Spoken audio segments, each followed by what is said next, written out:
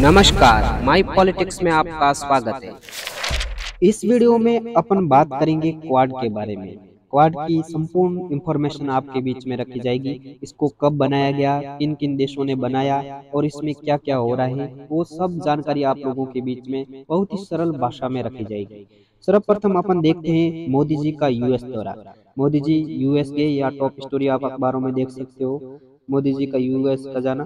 और इसमें छपा है कि नरेंद्र मोदी अपने 10 साल के कार्यकाल में 9 बार अमेरिका की यात्रा पर गए।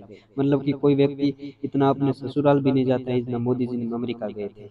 लेकिन वो अमेरिका उनका ससुराल नहीं है। फिर भी बहुत अच्छी बात है कि इतनी बार गए हैं, अपने देश को सुधारने की कोशिश पूरी पूरी चल रही है। फिर यहाँ पर जाकर प्रेसिडेंट बाइडेन से मिले। उसके बाद यहाँ पर एक आप सीक्वेंस देखेंगे, 9 जुलाई को वो पुतिन से मिले, 23 अगस्त को वो जेलेंस्की से मिले और 21 सितंबर को बाइडेन से मिले। मतलब इतना साहस कह सकते हैं कि अब अकेले भारत में ही हो सकता है कि अलग अलग देशों के जो एक एक विरोधी देश है, मतलब कि रसिया और अमेरिका बहुत धुरंधर विरोधी है। अब यूक्रेन और रसिया भी देख लीजिए, बहुत विरोधी है। फिर भी उनके देशों के सुप्रीम लीडर से मोदी जी अलग अलग और उसी उसी मतलब उसी के आसपास के समय में मिल रहे हैं। मतलब कह सकते हैं कि भारत एक बहुत बड़ी विकसित पावर बनने की कोशिश कर रहा है। अब देखिए अपन अपने टॉपिक पर बात करते हैं क्वाड के बारे में। क्वाड ग्रुप क्या है? इसमें देखिए 4 देश शामिल है, भारत, जापान, ऑस्ट्रेलिया और अमेरिका।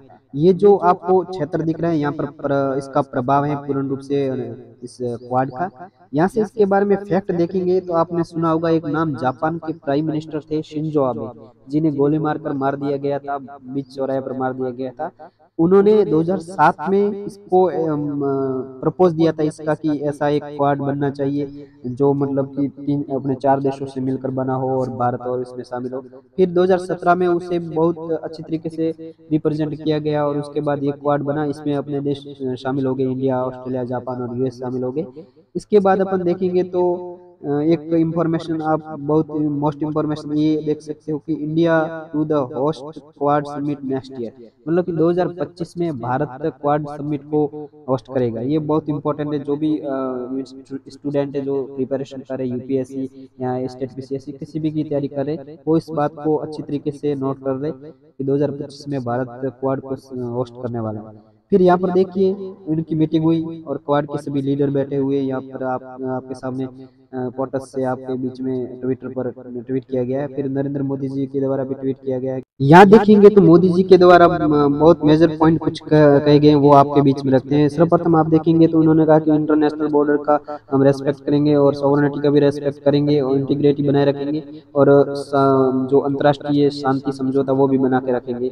उसके बाद उन्होंने कहा कि इंडो पैसिफिक क्षेत्र में जो भी मुख्य मुख्य प्रायोरिटी है उसको अपन अच्छी तरीके से सॉल्व करने की कोशिश करेंगे, जो भी मुद्दे वगैरह हैं। उसके बाद उन्होंने कुछ इनिशिएटिव बताए कि हेल्थ सिक्योरिटी पर ध्यान देंगे और टेक्नोलॉजी पर ध्यान देंगे, क्लाइमेट चेंज पर ध्यान देंगे और इन पर सभी पर ध्यान देंगे। उसके बाद एक इम्पोर्टेंट मैंने ये भी कहा कि यहाँ पर मोदी जी ने खुद कहा है कि India will host quad leaders summit 2025।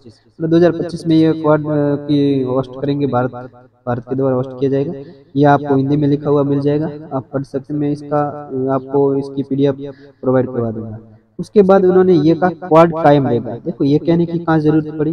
क्या हुआ कि कुछ समय पहले बाइडेन क्वाड को नेगलेक्ट कर रहे थे, मतलब कि बहुत सारी मीटिंगें जो उन्होंने रिशेड्यूल कर दी, पोस्टपोन कर दी कि ये नहीं हो रही है, वो स्वास्थ्य का हवाला देकर ऐसे ऐसे बहुत बार किया।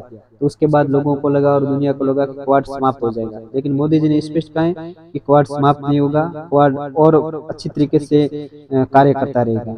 उसके बाद आप देखेंगे यहाँ पर आप इम्पोर्टेंट न्यूज देखेंगे तो क्वाड की जो प्रमुख बातें हुई, संयुक्त बातें, जो यही इसी के लिए अपनी वीडियो बना रहे हैं, सब मुख्य मुख्य बातें आपके बीच में रखी जा रही है। उन्होंने चाइना पर क्या कहा, देखो स्पष्ट में सेम टू सेम आपके बीच में पढ़ के रख देता हूँ। ईस्ट और साउथ चाइना सी की स्थिति पर चिंता जताई, कोस्ट गार्ड और सैन्य जहाजों के खतरनाक इस्तेमाल की निंदा की, समुद्री सीमा के विवादों को यूएन क्लोज के नियमों के तहत निपटाने की बात की। यहाँ पर चाइना पर इन्होंने ये बात की। फिर नॉर्थ कोरिया पर बिल्कुल कहेंगे कि वहाँ पर मिसाइलें वगैरह बहुत सारी चल रही है, तो उन पर बिल्कुल बैलिस्टिक मिसाइल के प्रयोग की निंदा की। फिर बातचीत करने की कोशिश की और परमाणु हथियारों को खत्म करने पर जोर दिया गया। फिर यहाँ पर आप देखेंगे तो मोदी जी की ताकत देखिए कि यूक्रेन और रूस और यूक्रेन जंग पर बिल्कुल कुछ अलग, ऐसा नहीं कहा कि रसिया के खिलाफ, या ऐसा नहीं कहा, डायरेक्ट कहा कि अंतर्राष्ट्रीय नियमों के तहत समाधान निकालने की बात की सिर्फ। आतंकवाद पर बिल्कुल सभी आतंकवादी की निंदा की। 26/11 पठानकोट आतंकी हमला, 9/11 इनका भी जिक्र हुआ। फिर यूएनएस में सुधार की मांग की। देखो यूएनएस में सुधार इम्पोर्टेंट है क्योंकि अफ्रीका और एशियाई और लैटिन अमेरिका में बहुत सारे देश हैं, जैसे पूर्ण रूप से लैटिन अमेरिका बिल्कुल प्रतिनिधित्व नहीं कर रहा है, पूर्ण रूप से अफ्रीका इतना बड़ा कॉन्टिनेंट है, इसका कोई प्रतिनिधित्व नहीं है यूएनएस में। तो बिल्कुल सुधार होने की जरूरत है। भारत भी देखिए वर्ल्ड लार्जेस्ट पॉपुलेशन रख रहा है, लेकिन यूएनएससी में परमानेंट सीट नहीं है भारत की, तो ये भी सुधार की बात की गई। इसके बाद आप देखेंगे तो एक मुख्य मूवमेंट चलाया गया जो कैंसर मूनशॉट। इससे देखो क्या हुआ कि कुछ समय पहले बाइडेन का एक पुत्र था, उसकी मौत हो गई थी कैंसर से। तो अभी बहुत ही अच्छी तरीके से ये चलाने की कोशिश की जा रही है। इसकी शुरुआत बराक ओबामा ने की थी 2016-17 में, शायद आई थिंक 2016 में की थी। तो इसकी तत्कालीन जो प्रेसिडेंट थे अमेरिका के बराक ओबामा, उन्होंने शुरुआत की थी। उसके बाद ये पूर्ण रूप से कह रहे हैं कि जो साउथ अपने इंडो पैसिफिक क्षेत्र है यहाँ पर भी कंप्लीट रूप से कैंसर को हटाने की कोशिश की जाएगी। और यहाँ पर देखिए बाइडेन के बेटे की मौत हुई थी कैंसर से। भारत कैसे मदद करेगा, तो इसमें भारत ने कहा कि 7.5 मिलियन डॉलर का योगदान देगा भारत। बहुत अच्छी रकम होती है और बहुत अच्छी तरीके से ये अच्छी बात है। फिर पैसिफिक क्षेत्र में 1.5 लाख महिला सर्वाइवल कैंसर से मर जाती है, मतलब 1.5 लाख महिलाएं की मौत हो जाती है कैंसर से, उसके लिए भी। और फिर भारत का तो नारा है कि वन अर्थ वन हेल्थ, ये भी मोदी जी ने वहाँ अच्छी तरीके से बता दिया। इसके बाद मोदी जी ने कहा कि जो कैंसर है, सर्वाइवल कैंसर है, उसको निपटने के लिए की भी सहायता ले सकते हैं और उससे भी मिटाने की कोशिश कर सकते हैं। फिर यहाँ पर आप देखेंगे तो मोदी जी ने एक बहुत बड़ी जनसभा होस्ट की। यहाँ पर उन्होंने एक शब्द दिया पुष्प। पुष्प में कहा कि प्रोग्रेसिव भारत, अनस्टेबल भारत, मतलब ऐसे स्पिरिचुअल भारत, ऐसे करके पुष्प बनाया और पुष्प की 5 पंखुड़ियां मिलकर ही विकसित भारत बनाएगी। फिर उन्होंने एक पंप भरा, मतलब कह सकते हैं कि दुनिया के लिए एआई का मतलब आर्टिफिशियल इंटेलिजेंस है, लेकिन मैं मानता हूँ कि एआई का मतलब अमेरिका और इंडिया है। देखो मतलब मोदी जी कह सकते हैं कि मतलब एक्सपर्ट है ये चीजों ऐसे बनाने में, एआई जैसे है कि अमेरिका और इंडिया बना दिया, मतलब कि फेंकने में भी बहुत एक्सपर्ट है और इसमें तो इससे भी एक्सपर्ट है। जैसे अब कल समझो रसिया गए तो रसिया का बना देंगे आईआर, मतलब इंटरनेशनल रिलेशन की जगह हम कह देते हैं इंडिया और रसिया, ऐसा भी कह सकते हैं। मतलब मोदी जी हैं भाई, कुछ भी कर सकते हैं, मतलब पंप भर देते हैं और सामने वालों को ऐसे तैसे बना सकते हैं। मतलब भारत है भाई, भारत बहुत इंपॉर्टेंट है ऐसी बातों के लिए। फिर जो मोदी जी भाषण दे रहे थे न्यूयॉर्क में, उसमें उन्होंने कहा कि आज हमारी साझेदारी पूरी दुनिया के साथ बढ़ रही है। पहले भारत सबसे समान दूरी की नीति पर चलता था, आज भारत सबसे समान नजदीक की नीति पर चल रहा है। बहुत ही अच्छी बात उन्होंने कही। फिर उसके बाद मोदी जी ने 5 बड़ी बातें की न्यूयॉर्क भाषण में। वहां पर उन्होंने कहा कि मैं भारत का पहला पीएम हूँ जिसका जन्म आजादी के बाद हुआ है। ये ठीक है, मतलब अच्छा खासा, मतलब कह सकते हैं कि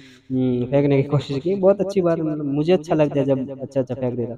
फिर उन्होंने कहा मैं स्वराज के लिए जीवन दे पाया नहीं दे पाया, लेकिन मैं अभी स्वराज के लिए जीवन समर्पित करता हूँ। यह उनको ये भाषण तो अपने यहाँ देना चाहिए था, लेकिन भारत के लोग थे तो वहां पर दिया। बहुत अच्छी बात है, 60 सालों के बाद उनकी सरकार तीसरी बार बनी।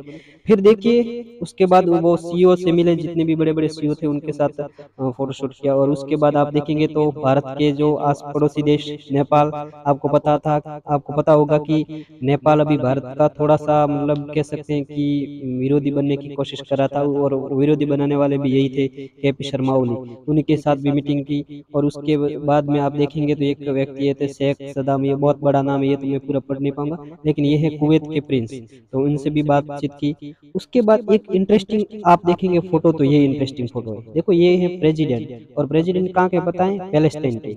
अब देखिए पैलेस्टाइन और इजराइल, आपने नाम सुना होगा, इजराइल दोनों एक दूसरे से झगड़ते रहते हैं, और भारत स्पष्ट रूप से देखता है कि कभी कभी इजराइल के साथ में।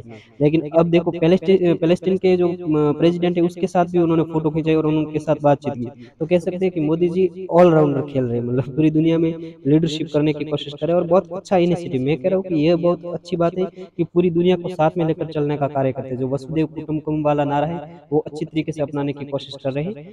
Thank you so much video देखने के लिए। अगले वीडियो के लिए इंतजार करिए। धन्यवाद।